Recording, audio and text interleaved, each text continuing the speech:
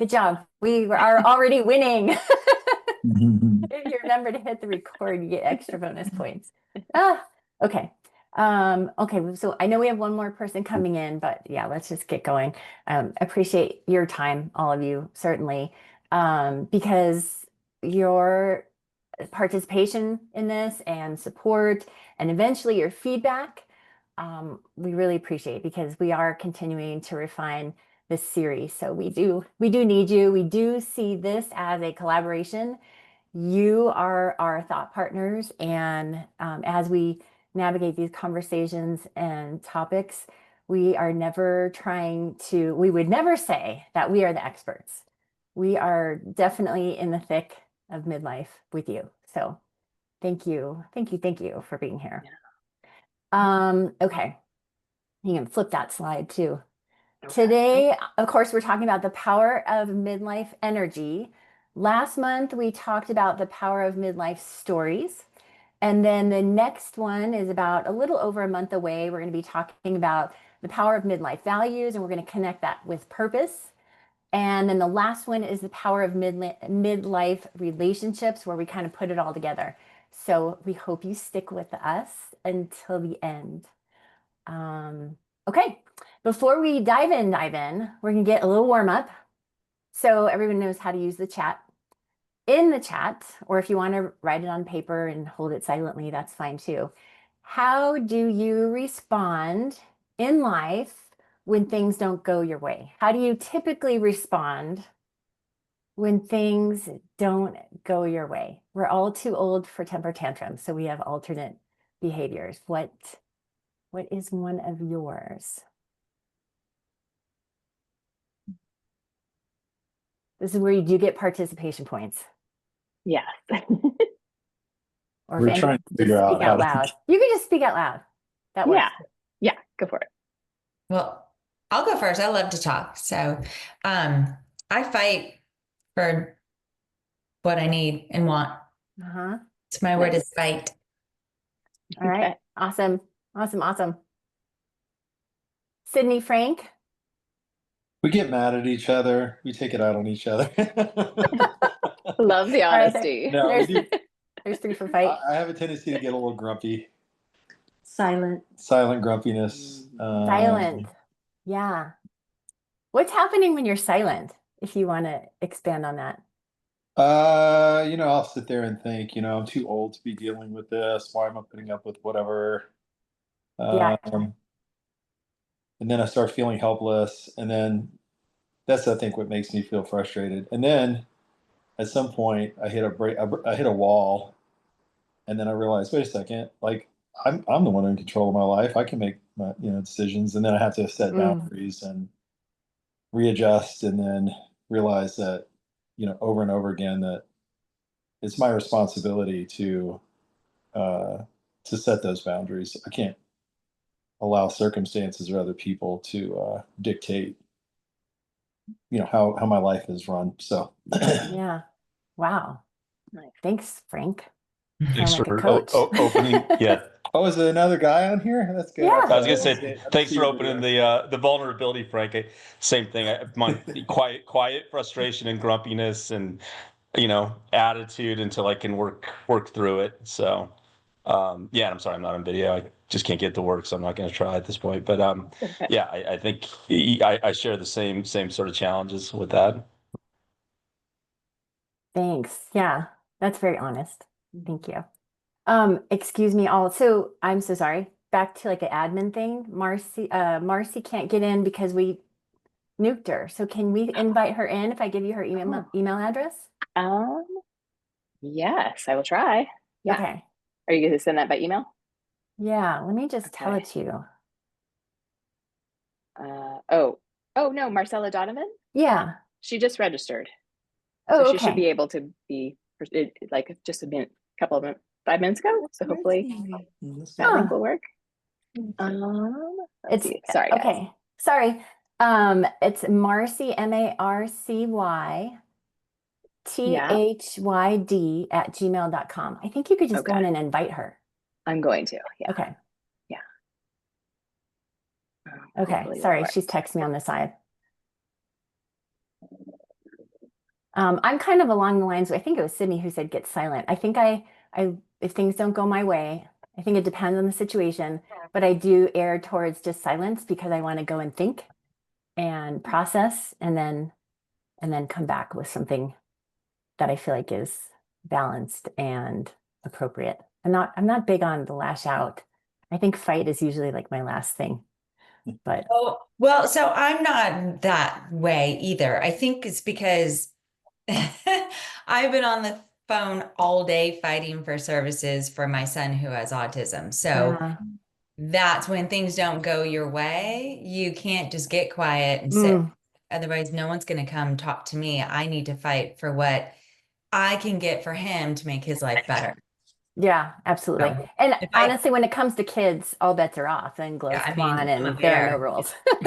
It's Mama Bear, Then we right? just go. Yeah, So I've been 100%. doing that all day. So I think I just have that in my head. Yeah. Yeah. Oh, dang it. Sorry you had to deal with that today. It's just because he turned 18. So now it's a whole new ball game and it's all new stuff and Yeah. it's all good. Yeah. But I got everything I wanted. So it, Good. Good. Way to go, yeah. Mama Bear. Okay. As we get Marcy in here, let's move on. I think everybody kind of knows us, but we would like to do like a formal intro because some people will be listening to this replay too. Kristen, I'll let you go ahead and introduce yourself. All right, awesome. Hi, everyone, and hello to the replay listeners. So I'm Kristen Rice. I'm a life transitions and empowerment coach, and I'm here in San Francisco. And Emmy has been my coach for the last few years, so I can always attest to the power of Emmy's coaching if you need a referral. I love this topic specifically because learning these ways we're going to talk about energy tonight about 3 years ago and really embodying them for the last 3 years has been one of the most transformational things I've really experienced, honestly. Like, it has helped me move through things a lot faster that are hard. It's helped me move through things that are hard with a little bit more ease and grace. And that's why I'm excited to talk about it tonight, because I just feel like hopefully there's some nuggets in here that really feel valuable to you and actionable, and like make midlife maybe a little more empowered and awesome for you. Awesome. Thanks, Kristen. Um, my name is Emmy, and I also work as a life coach and as a realtor in Denver. So the life coach in me is constantly having to coach the irritated realtor in me. And that'll probably come up a little bit later today because I've been in the thick of some funny things there. Um, and I've been coaching for a few years now. I can also attest to Kristen being an incredible coach and mentor and author who I respect immensely, a fabulous wordsmith as well. Um, we both studied together, got our certifications as coaches together, and learned a lot of this content that we're going to share with you today. And I think that's really changed a lot of my life. It's just kind of second nature now to kind of see everything through this lens of energy in the way that we're going to be describing it. So it really has just been embedded in everything, how I show up, how I view people around me, how I behave in my professional environment. So I'm excited. I hope it is impactful to you, even in this short amount of time, as it has been to me and to Kristen. Okay. Let's see. So let's do a quick overview on this next bit of time. We're going to be covering what we mean by energy, which is slightly different than what you may have had before, experiencing energy. We're going to talk about the role of energy for us in midlife, the best years, and how to use energy on purpose to affect positive change and good things in life. Right. That is our overview. Yeah. All right, Kristen. All right, let's dive in. So what is energy? When I just say the word energy, just call out what are your first initial, like, what does energy mean? Spit it out. Intention, focus, Intention, focus, nice. purpose, Purpose, nice. life Big. force. Life worth, Force. beautiful. Life force. Life force, awesome. Mhm. Yeah. I was gonna say that I feel like, sorry, my dogs are barking. That's why I keep muting it. I kind of feel like that. I feel like energy is like my inner soul, and Mm, it's just what shines through. And it's oftentimes when I go hike with someone or have a good conversation, they'll say, "Oh my gosh, your energy was so bright today, and it was so mhm. filled, like you filled my cup." So that's how I view energy. It's just like what you give out to other people. Mhm. Beautiful. Beautiful. Anyone else? There are no wrong answers here. Anyone else want to pop in with a what comes to mind when you think energy? First thing that comes to my mind when I think about energy is like, when do I have the most energy throughout the day? Mm. That's like when have the most alertness and most focus. I can stay, have more attention, and like just excitement about doing something, Mhm. mentally sharp. And usually for me, that's in the morning after I've had coffee. And then about midday, it starts to fade. And the later it gets, the worse it gets, But that's the first thing that comes to my mind is, when am I at my peak from an Yeah. energy standpoint? Yeah. Speaking to its ability to change and wax and wane. Mhm. Awesome. Any other ideas we want to capture? These are fabulous. These are fabulous. And I can already tell we're starting at a really high level because often when people are thinking energy, it's pretty physical, like thinking about nutrition, or did you get your workout in, or did you need a nap today, right? We kind of think of it in just purely physical. We can also think of it in these great big, what sometimes gets labeled as woo-woo ways, right? And kind of a lovely judgmental wrapper around energy. Um, and we are going to cover kind of all that and more with how we're approaching energy is everything you have shared and more. So it's really this tiny word with a great big impact, and we're going to explore it in a few different ways. And we're coming at this from a lot of research based from the certification center where we got our coach certification, IPEC. So it's just want to kind of reassure you that this has some research backing, but we're not going to bore you with a bunch of details. But it is coming from a place of Emmy and I being really excited about being master practitioners in this stuff. And yeah, we're gonna kind of break energy down into a few different ways and then build it back up in a new way to make it really practical and actionable. And the first way we want to break down energy is into internal and external. And I think even in your list here, we've named some internal and external. There's the internal, kind of the way you kind of someone feels in themselves, their energy. So is it intention, purpose, Lisa, like you were sharing? And internal can really be, and I apologize for there's a little echo. I apologize if that's bugging anyone. The internal is really, it's our thoughts, it's our feelings, it's our perception, it's everything inside us as we see the world. And then there's also this external component to energy. So that's how we show up. That's how others perceive us. Krista, when you were talking about how when someone shared like, oh, your energy was really bright today, like that's them noticing how you've expressed your energy, right? Externally to you. And the internal and the external are both critical, and they're absolutely intertwined. And one is not better than the other. They're just really helpful to kind of note that there is both. And each influences the other. So if you have an internal belief, more often than not, that's going to influence your action and influence your behavior, right? Influence your choices that you make, influence how you show up in the room.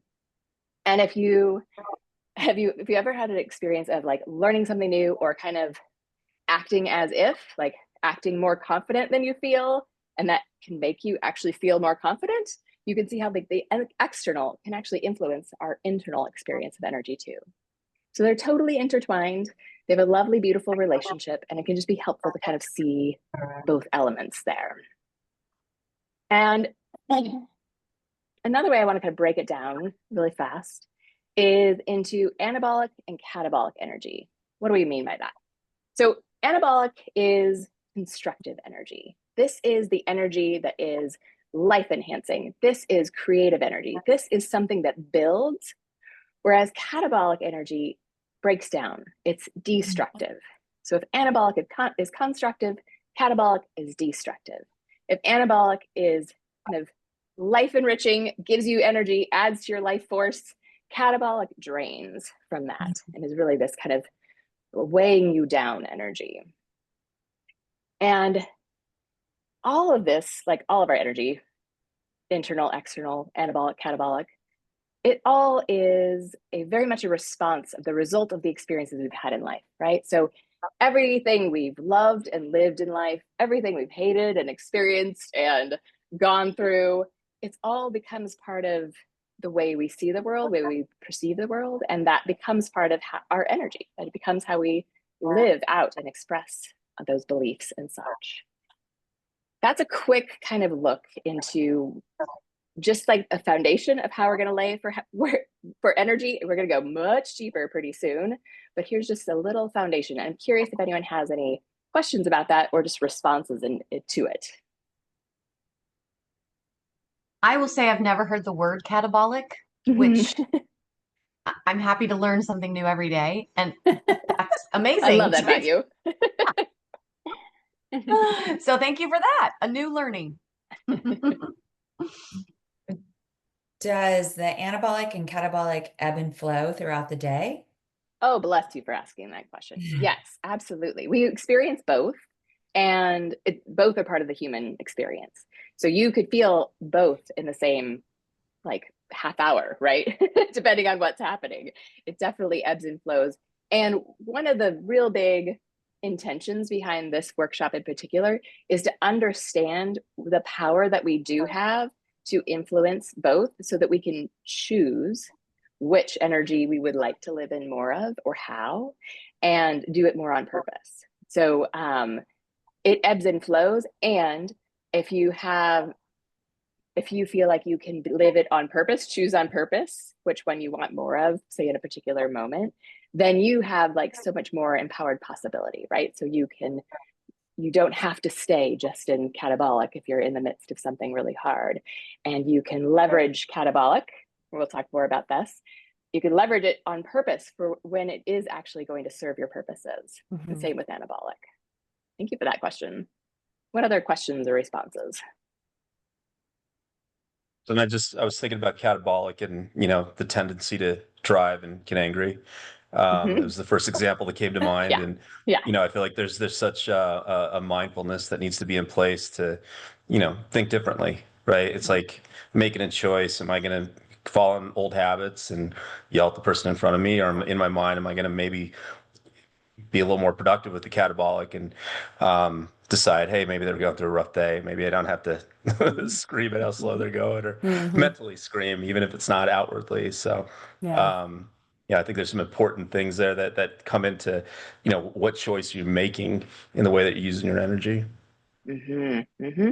Yeah. And I think just that fact, just the awareness that you have choice is huge. I don't know that too many people walk around in life realizing like that they don't have to just feel what they're feeling, that they actually can have a choice in the matter. They can influence it. And I'm just a big believer in like empowered choices make life better. So arming you with this knowledge gives you a lot of power to make whatever choice serves you best in that moment. All right. So what then is midlife energy? We're just talking about energy in general. Let's apply it down to where we are. And it's just a matter of this energy that we're talking about. It matters and it's valuable and it's critical in all chapters of our life. But to make it more interesting and actionable, we're applying it to midlife, to where we are, to the stage we are in life right now, to this chapter. So just midlife energy is truly just like energy in this chapter of life, and what would you like to do with it? And it's how we live this chapter. And we just want to acknowledge how challenging midlife is for a bit here, because it really is a long and genuinely challenging chapter for most people. It is full of things like aging parents and caring for aging parents and the pain and the hardship that brings. It's full of either maybe that you have young children that you're caring for, or you have children you're launching into life and all the complicated feelings that come with that and just challenge that comes with that. we often have things changing in our bodies that we may or may not feel great about. That's just comes along with midlife often. There's a change in like how we relate to work, right? Like we're in a different stage in our work and career, and there's a changing landscape of work going on right now. And so like there's just genuine challenges pressing down. And on top of that, every one of us has like personal things that's right now, here's personally what's hardest going on in life. So it's just it's a hard chapter. I really believe it can be a beautiful and empowering and amazing chapter of life too. Otherwise we wouldn't be leading a workshop like this. But it's not helpful to like silver lining ourselves into like glossing over how deeply challenging this chapter of life is. So if we can arm ourselves with a little bit of knowledge and awareness, and knowing that that won't solve all of our problems, but what it can do is actually help us live these challenges in a completely different way, in a more anabolic way, in a more constructive way, in a way that actually feels better. And there could be more ease, there could be more life force, there can be more vibrancy and dynamism in this particular chapter when we have awareness and we know what choices we can make around that and our energy. Anything else around just kind of our quick intro to energy before we go way deeper and into why this is important? If not, I'm going to hand it to Emmy. Okay. All right. So why do we talk about energy in midlife? Why are we talking about this now? Why is it important to talk about this, like in the way we're describing? Let's go to the quote. I love this. Okay. People don't always remember what you said, but they remember the way you made them feel. Literally, this was printed and taped on the refrigerator of our house for my kids' entire childhood. I know they've seen it for a span of 12 years. It always resonated with me, and I thought it was relevant today because, again, it's talking about kind of what Chris was saying, just being out with her friend. People get from us what we're giving. They're picking up what we're putting down. And we don't always have the right words to describe, but we will remember the feelings first. We can identify feelings first. You could, yeah, let's unshare that. See all the faces. The thing we all know about this time in life, we are often moving on autopilot. We are reacting to what's happening around us without consciously pausing to consider how we're reacting and how much that reaction actually shapes our next experiences and so therefore our lives. And most of the time, I would add to that, we are not even conscious that we have a choice, and often in a reactionary way, we're not even taking advantage of that ability to make the choice. So that is what we think makes this conversation so important.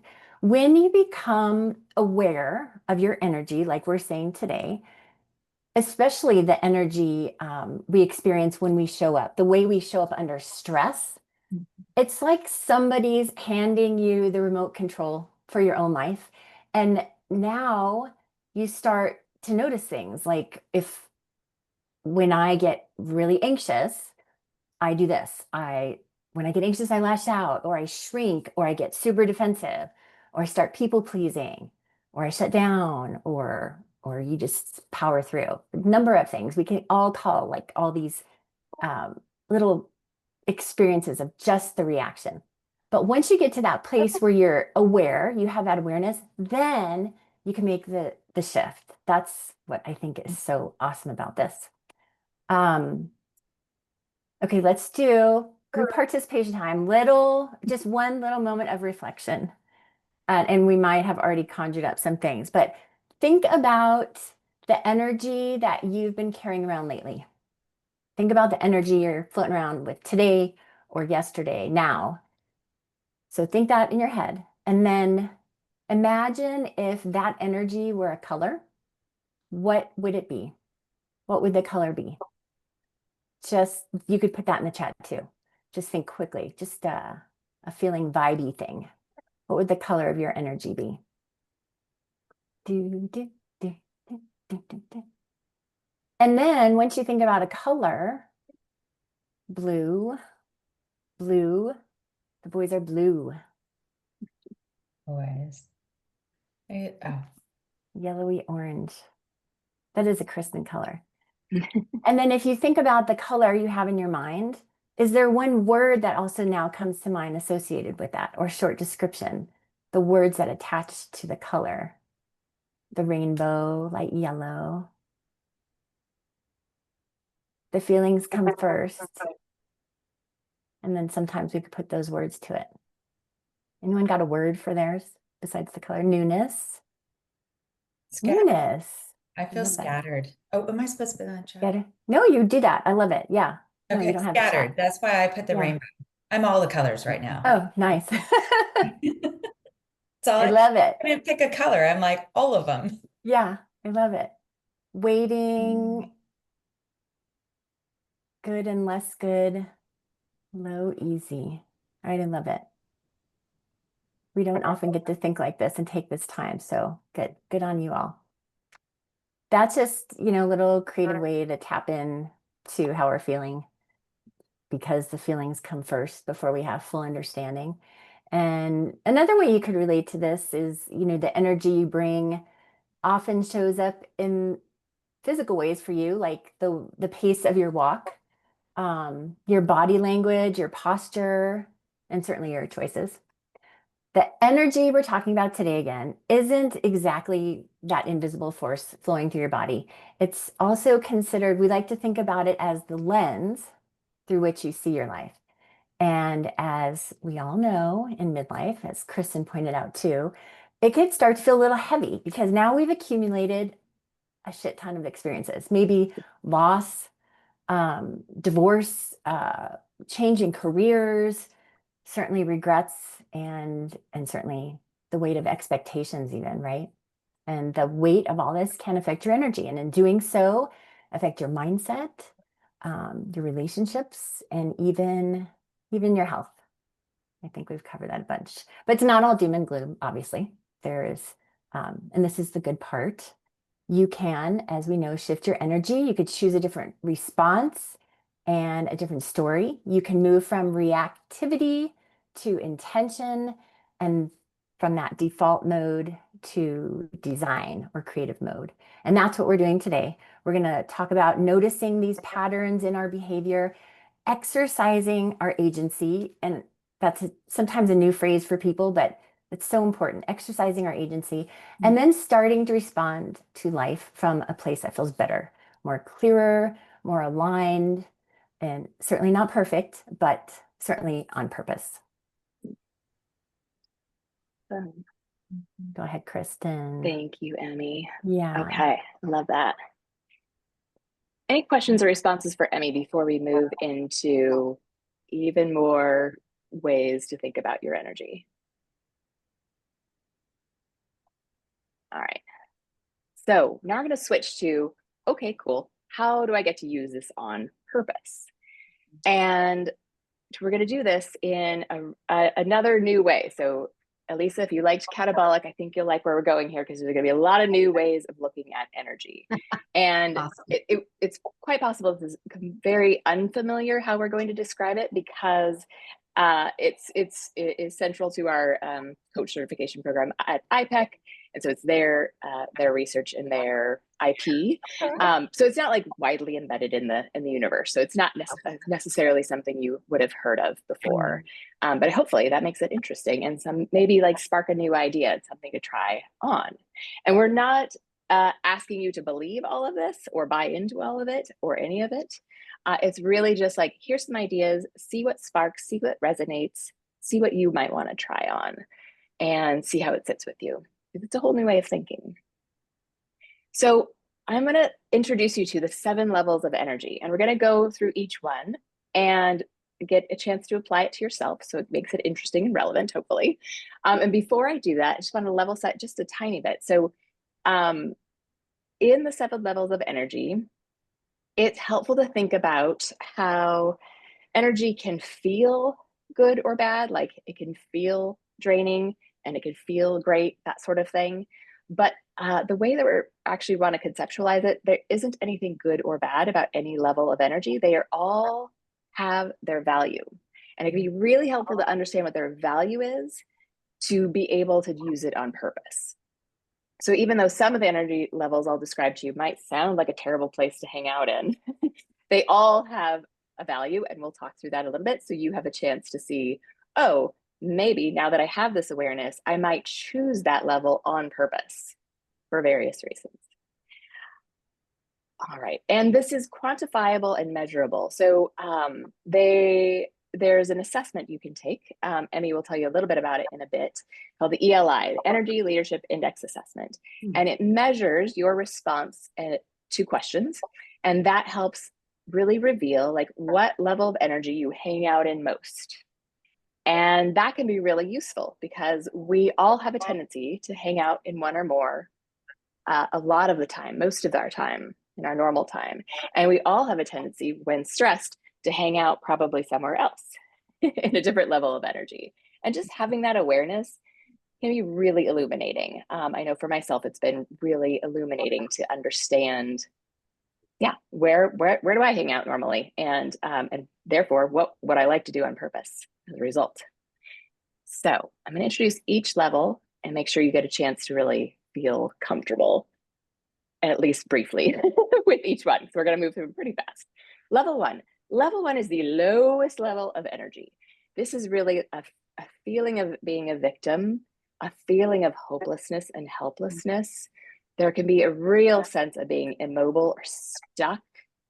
And someone mentioned a quiet frustration earlier of like a response that's a common response. I feel that often when I'm in level one energy, where it's just a sense of just like, I lose. Like, it doesn't matter what I do here, I lose. That's kind of the sense or the feeling around it. And we all experience level one, if not every day, certainly plenty of times throughout the week and the day and the year. It's not good or bad, but as you can kind of imagine, it feels bad, right? Nobody wants to feel hopeless or stuck or feel stuck in despair. Nobody wants to feel this way. But like I said, each level actually has value. So one of the crazy values that level one has is that it can help you get help.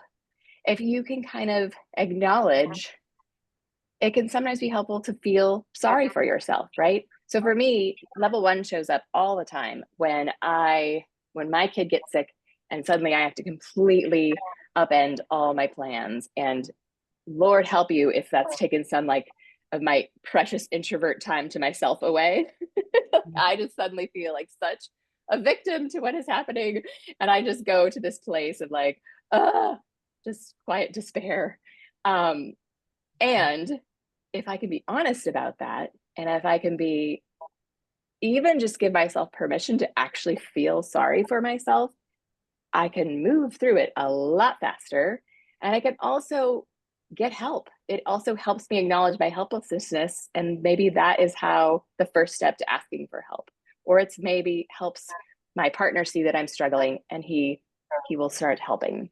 So it has a funny way of helping if we can use it on purpose. If we're not using it on purpose and we're just living here unconsciously, it will feel bad. Even if it isn't, there's no like good or bad to the energy levels, it will feel bad, right? Mm-hmm. So has anyone experienced any level one energy in midlife? Just raise a hand. You don't have to share what it is if you don't want to. Yeah. There's a lot to midlife, I think, that introduces the possibility of feeling this level of energy. Any questions about level one, or just the kind of where we're going so far? Responses. I would say, can you hear me? Mm-hmm. Yeah. Okay. I'm trying to do this on my phone now. Thanks, Emmy, for getting me into this. Yeah, I'm so glad you made it. Yeah, my computer was blocked after I got removed. I don't know why. Anyway, I feel that level one, what leads to for me is just some sort of surrender, because I just like, I'm usually in level one because I'm trying to control something that I can't control or that's not mine to control. Yeah. So I feel really stuck and desperate. And so what level one teaches me is surrender. That's beautiful. Mostly. Yeah, that's a great way. That's a great way to think about it. Yeah, I mean, it So- sucks, but yeah. Yes. but I think that acknowledging, it's like a reframe. It actually can help you move from level 1 into some higher levels of energy, really. Because you're kind of choosing your framework for it instead of feeling just at the effect of it. Yeah. It's beautiful. A lot of processing can happen there too. Certainly. Yeah. My Anyone favorite else? level 1 character is Eeyore. I always say this to Kristen, she knows. But like Eeyore from Winnie the Pooh is just my favorite caricature for this one. He's just a mopey little being of despair. And his friends I was still love gonna- him. Totally. I was going to say that I think that I don't have a lot of familiarity with these things, except when I hit midlife. I feel like I didn't really relate to a lot of this stuff until recently, which is like, wait, what? Is this just the stage of life where my my level set can revert to this, or was this dormant in me all along and midlife is bringing it? Like, what's the deal here? This is unfamiliar territory to me, but in midlife it feels familiar in a way. I don't know. Like level 1 in particular is new for you? yes. Oh, Yeah. I mean, this lucky you. trust. No, I mean, like, trust me, I have guilt. Best life. I have guilt for days. That definitely resonates. But like most of this is like, I wasn't as I didn't live in these spaces. I feel like I'm more of a resident of some of these in this stage of life than I ever have been. Yeah. And that is such great awareness to even realize, like, oh, maybe what's happening right now in life makes me feel a lot more level 1 than I have ever before. Yeah. And you're right that we all have a tendency to hang out in certain levels. So perhaps previous to this, there was a different level that you got to spend a lot more time in. And this is just showing up with some opportunity, which is totally normal and valid. And particularly with all the challenges and genuine heartache that can come at midlife. Yeah. Anyone else before we go to level 2? I just feel like, I mean, just knowing my friends and my group of women, friends going through the same thing, midlife, we tend to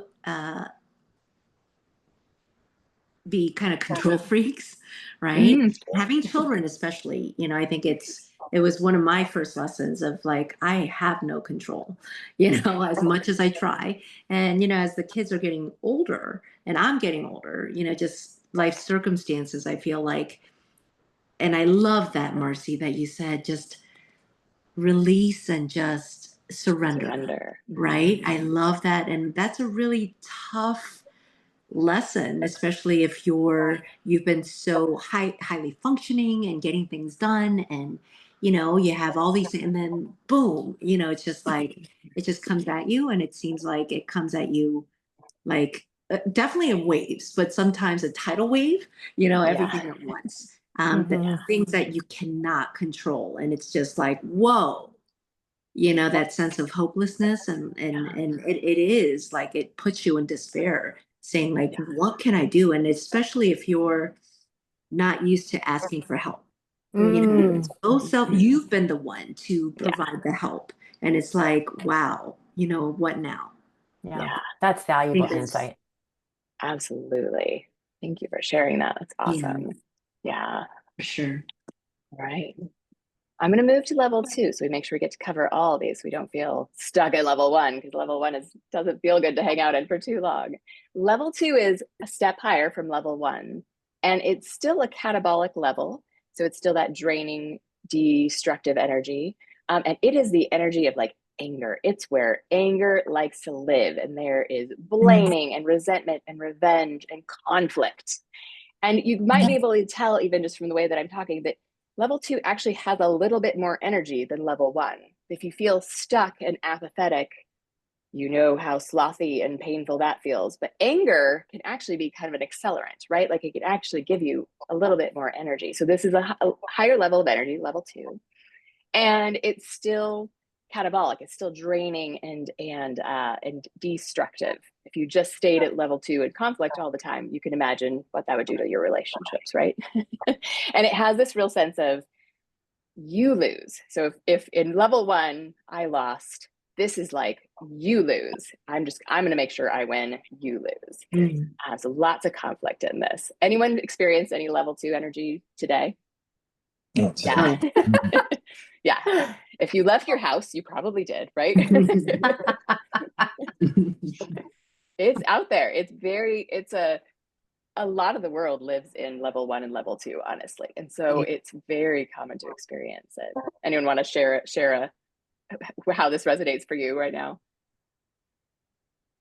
Well, I mean, I called one company and this woman had blown me off on Friday, blew me off again this morning. And so we finally got on the phone to set something up for my son. And she literally was like, "Oh, I don't know how to do that." And then I said, "Well, is there someone in the company that can help me?" She said, "No, I don't know." And I was like, "We've been trying, you knew exactly what you were supposed to be doing to help me. We've been trying to connect since Friday and now it's Wednesday and you're telling me you don't know how to do it." So yeah, that was a little frustrating. Absolutely. Absolutely. Yeah. And I still haven't resolved it. So yeah. Yes. Oh, thank you for sharing that. Yeah, right? One Oh, in my the lordy. whole pile. Yeah. Yeah. Yeah. This is real. Like you'll find it, and there's plenty of opportunity to experience level 2 in any given day. I want to move to level 3. We can keep coming back if there's any kind of leftover questions from level 2, just because it's really interesting to see how 1, 2, and 3 play together. Level 3 is things where get a little interesting. So it's a higher level of energy, and it's a mix of anabolic and catabolic, so a mix of constructive and destructive. You can think of it as like about 60% anabolic and 40% catabolic, or negative. And this is really the level of tolerance, of forgiveness, of things functioning, making it work, and cooperation and responsibility. Someone, I think it might have been Frank, mentioned earlier, like you could move from like quiet frustration to like, okay, this is my responsibility.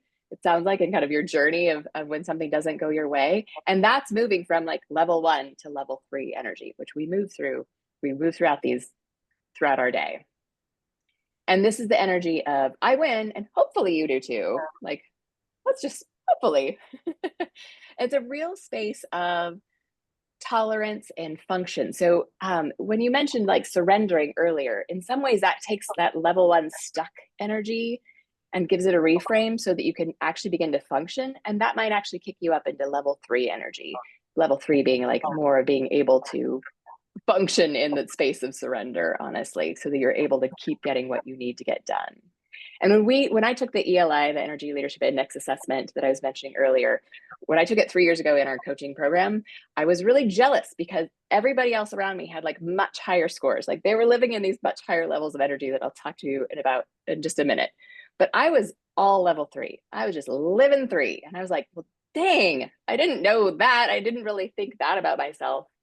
And I had a lot of judgment around only being level 3. And it took a lot of coaching and zooming out to realize, like, actually, at that point in life, my dad had had Alzheimer's for 6 years, and we were walking that journey with him. And it was so painful, as many of you know, that type of caregiver journey and loving someone you're losing even while they're alive. And I had a toddler who was just tantruming every day and waking me up every night. And I wasn't loving that. And like, there's just was a lot of hard. And so actually being in a place where I could still function and get things done was valuable. And that was really helpful and necessary at that particular chapter. And I also had a lot of unacknowledged grief and anger, which would be like level 1 and level 2. And by not acknowledging them, I couldn't escape them. I couldn't heal them. I couldn't like move past them. And so that kept kind of dragging me down as well. And so it helped me kind of understand why I was living in level 3 so heavily. Does level 3 energy resonate with anyone in midlife? Yeah. Anyone have any questions or responses to it? I have a question, Kristen, about when you tested on this 3 years ago. Is this this energy test or whatever, is it influenced by the time in your life that you take it? So would your result perhaps have been different 10 years ago Yes. than it was 3 years ago? Yeah. Okay. Yeah. It's very much, it's how you live life mostly at that time. It's not necessarily like, that hour of that day. It's not that minute. It's much more like your typical, but say it's your typical for that time period. Yeah. So it's definitely, clarifying for how you're living, how you're showing up, and where you're hanging out in now. Yeah. Anyone else questions? Level 3 seems like a good place to be. Why were you upset to be in that place? Because I'm a type A type of person, and all these people are getting like 5s and 6s, and I wanted to have big you numbers. Just wanted like the biggest number. I was like, this seems like a really good place to be. It's forgiveness, there's tolerance, you're winning, taking responsibility. I kind of like that. You could probably put like comparison. I'd like to in just stay there, but we'll see what the other levels have. Yeah. Well, it's especially useful when you're working. Oh, sorry. No, that's okay. Go ahead. Oh, go ahead, Frank. I was just going to say the word that comes to my mind about level 3 that is kind of has a negative connotation is compromising. Yeah. Yeah. Yeah, it can. Like, that's why it's this mix of anabolic and catabolic. Like compromising might help you get through, but maybe it's kind of at the cost of something, that is going to bubble up later. Okay, wait, hold on. Sidebar. Sydney, he thinks compromise is a bad thing. Is that what I just heard? Yeah, well, from the sense, okay, so from a larger perspective, I'm probably past. I'm on the later part of the midlife journey, and the older I get, and the more aware I become of the brevity of life, and that I have less and less time left. It makes me more and more aware of the importance of taking whatever time I have left and maximizing it, squeezing as much positive juice as I can out of what's left, and so I feel myself wanting to enjoy, not just enjoy life for my own sake, but if I have a sense of purpose, to live out that purpose, more and more instead of less and less as I get older. And I feel like, I know it might sound a little selfish in a way, but it's like, hey, if I have a dream to do something good in the world, now's the time to do it. And when I feel like I'm being restricted for whatever reasons, and responsibility obviously would be a word that comes to mind because of responsibilities, then I have responsibilities. I have to be a good dad. I have to be a good husband. I have to be a good, friend. I have to be a good person. I have, responsibilities. But then I also have to, make those compromises in order to be responsible, but also, like, I want to do good things in the world. I have dreams that I want to make come true. And it's this tension inside of me that I feel like is always making compromises. It's like I'm on a tightrope, an emotional tightrope a lot of times, where, this word should is probably not a good word to be in the vocabulary, because that should, I should be doing this. I should be able to do this, right? Yeah. You're setting these expectations of what you should be able to do. And then when you can't do it, it's like this frustration that builds up. Yeah. And then, I go back and forth. You asked earlier about the colors. I don't have a single color. It changes. It's like a red blue thing. When you look up at the star, the energy shifts back and forth, and the stars twinkle between two different colors. That's my life. I'm twinkling between dabbling in things that really give me a sense of passion and joy and excitement and fulfillment, and I just get so energized. And then 2 hours later, I'm out of responsibilities, work, whatever. I'm doing something that is monotonous and just, really frustrating to me, like, because I want to just live in that energetic, passionate, enthusiastic, full of meaning, full of purpose, full of joy, excitement, passion, and then I get forced back into compromising with the responsibilities. So I'm really excited to see what level 3 and 4 is. I mean, with level Okay. 4 and 5 is here. So I'm sorry to hog this, but that's No, thanks. Yeah, that's Frank. it's a great illustration of how we kind of climb up and down the stairs of these energy in a day. It is. And let's, for the sake of time, let's move to 4, and we can always come back and take more, questions and stuff at the end too. So level 4 is this beautiful heart space energy. This is the level of concern. This is a big loving level. This is all about compassion, service, helping others, and caring. And it's the energy of you win. And I bet we have some level 4 on this call. Like if you are taking care of others in whatever capacity, that is coming very often from this beautiful level 4 big heart space. And one of the things to know about level 4 is we can give to the point of burnout. And burnout will just take you right back to level 1 real fast. So to make this beautiful level 4, to live it on purpose, is to make sure you're offering that compassion and that service and that love to yourself, so that you are coming at it and you're sharing from this beautiful, sustainable place. It's not giving and sacrifice. It is this giving and also giving to yourself space as well. Anyone feel level 4 in their midlife? All the time. Yeah, beautiful. For the sake of time, I'm going to zip through the next levels, but we can come back and address any that we want to, okay? Level 5, now we're climbing up the ladder. This is even more anabolic, so even more constructive and creative. This is the place of opportunity, really seeing opportunities. So thinking about, yes, this is what I want to do with my life. Feeling like you see the opportunity in the day, even in the opportunity and the challenge that you're experiencing right now. There's a place of acceptance, calm, and reconciliation and peace. And this is the you win, we win place. Like we all win or no one wins kind of level. And so you can feel kind of the high energy of it and that sense of possibility. Hold that. We're going to go to 6 real fast. So level 6 is all about synthesis. It's even more anabolic, which means there's even less judgment.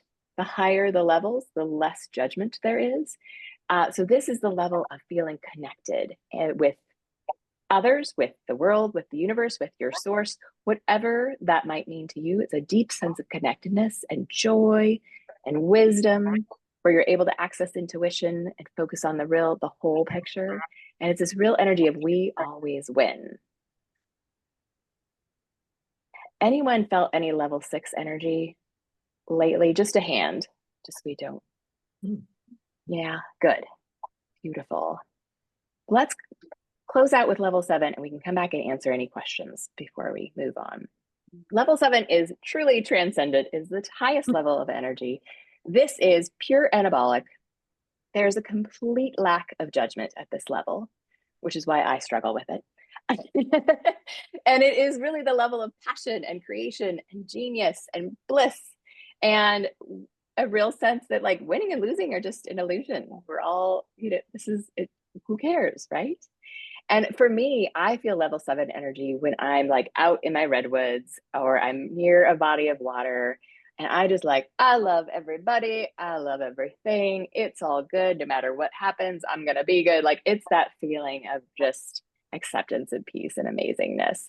And it's not a place that I can stay very long, nor does the average person, I don't think. But we can all access level 7. So has anyone had any level 7 energy this summer? Maybe they've been somewhere beautiful. Yeah. Nice.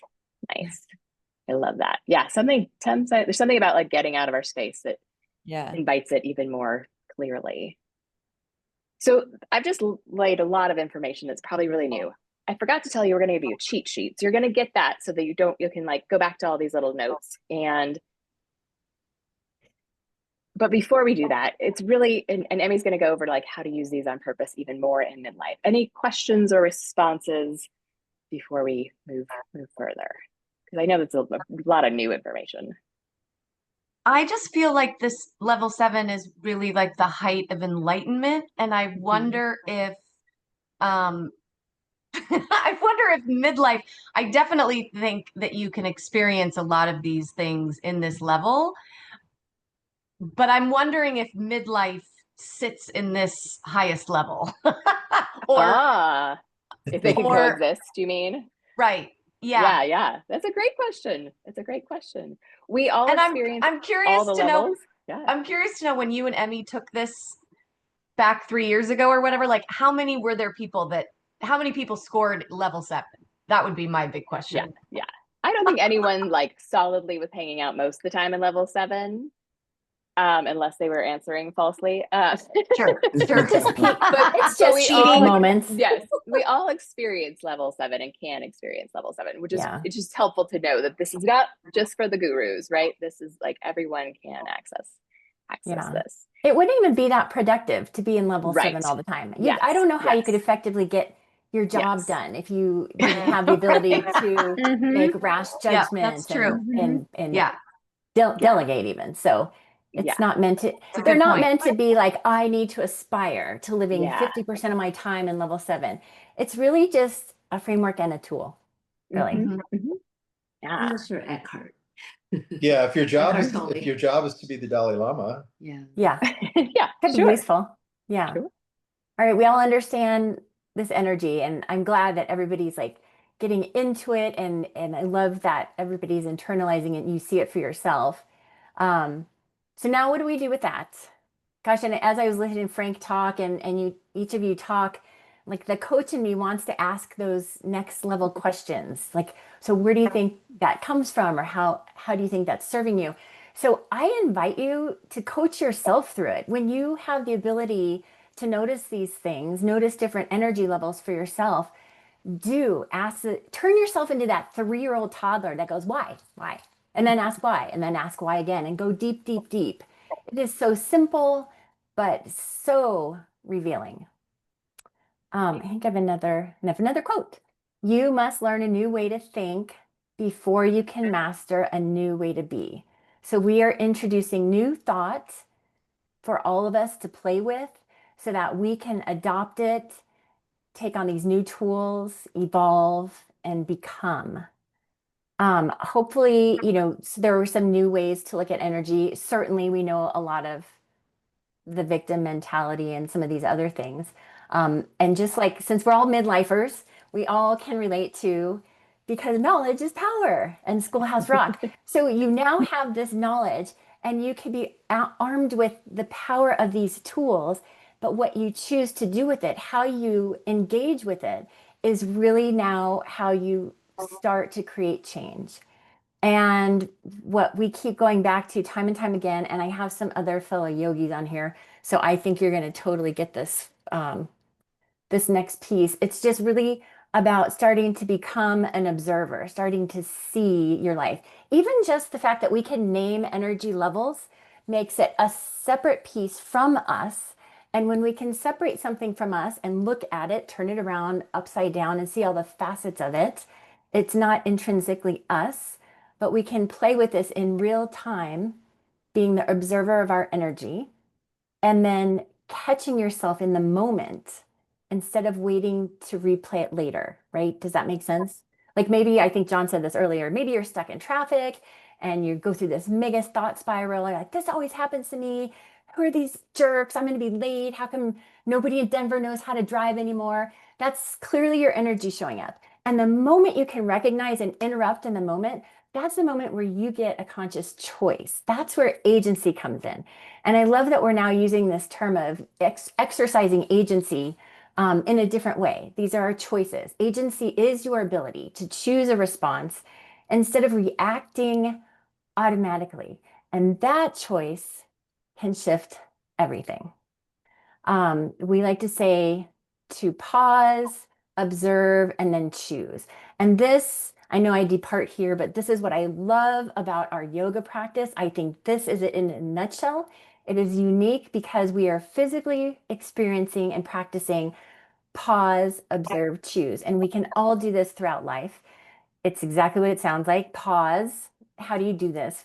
You can sometimes just take a breath, which is so important, just to create a moment of space. There's somebody I'm following on Instagram right now. A youngish guy, I think his name is Jeffrey Fisher, a speaker author. He coaches about speaking, and he says, before you speak, just take a breath. Just a simple little piece of advice right there, just to interrupt the moment. Take it and be intentional about it. Then you observe, you pause, you observe what energy level am I bringing now? What is the story I'm telling myself? What are the beliefs I'm adhering to? How does my body feel? Am I breathing really fast? Am I breathing completely? Am I taking full breaths? You know, when we get really anxious or stressed, we don't even realize that we start to truncate our breath and we don't even take a full breath. And that exacerbates our anxious situation. So observe and then finally choose. Is this the energy I want to show up with? If not, what is one step I can take to shift?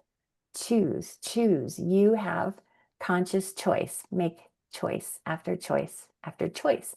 This is a practice. We don't just see this, know this, get it, and done. We're so good at it. It's something you just have to exercise, like developing muscle memory in any other way in life, being really intentional about our energy, our choices, and our perspective. Okay, let's do another thinking thing. Think of a situation. I think we've already conjured up a bunch once again, but think of something that is draining your energy today, lately, something that's draining your energy. I can guess Krista's, but think of something real, something you're dealing with now. And just notice, recall, how do you respond in that situation? How have you been responding? And now, based on what we now know about this way of looking at energy in terms of levels, think about what level of energy shows up more often. And then take it another step further and ask yourself, what is that one shift, even a small one, that might change how you show up next time? And this reminds me of something Marcy used to tell me in yoga: one small shift can elicit a big sensation. I always listened. I always listened. This is here. I'll just give you a quick anecdote because this is fresh in my brain. I told you I'm a realtor. I've been working through the last couple of days on a transaction with my buyers. I've noticed that, even though I know it's my job to stay objective and to manage emotions of clients, I've noticed that I am becoming a little bit emotional at times, mostly related to what's happening with the other side of our transaction and the sellers and their agent. I get a little angry and I've been getting a little defensive. And when I ask myself then these next level questions around that, I notice that my emotions are being fueled by assumptions I'm making. And then I notice those assumptions I'm making are actually supporting the narrative of my clients being the victim in this scenario. So the small shift I'm working on is that I'm trying to be in the moment, call it out in the moment, name the assumptions, challenge that, and then try to just let that go. It's kind of like that game, that game called Taboo, comes in like a blue box, and you have to get people to guess the word, but then there are all these words you can't use to get them to guess the word, and there's a buzzer. So you buzz them anytime they say the word you're not supposed to say. I'm tabooing myself. I'm buzzing myself when I catch myself making an assumption that's getting me pissed off and super defensive of my clients. So again, ask yourself with regard to what you may be responding to, what is draining your energy, and what is that just one small shift that might make you change the way you show up next time.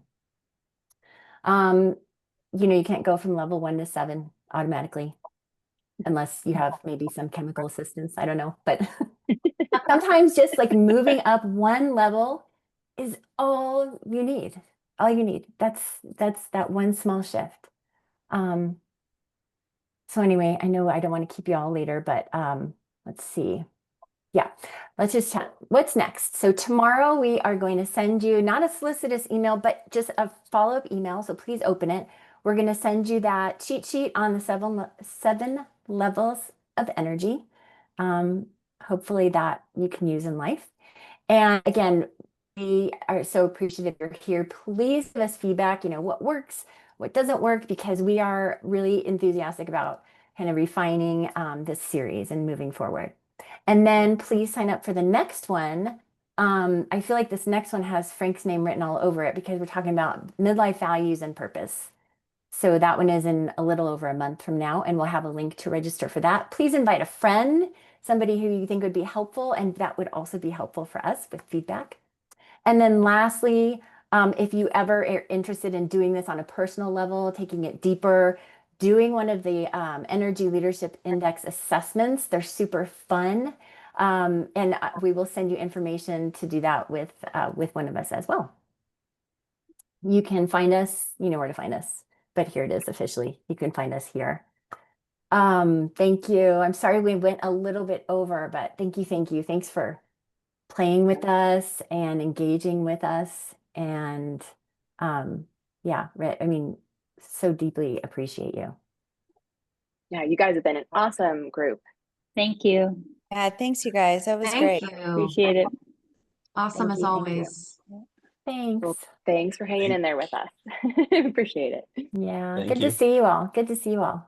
You too. I'll get Brian next time. He's playing pickleball tonight. Oh, cool. That's awesome.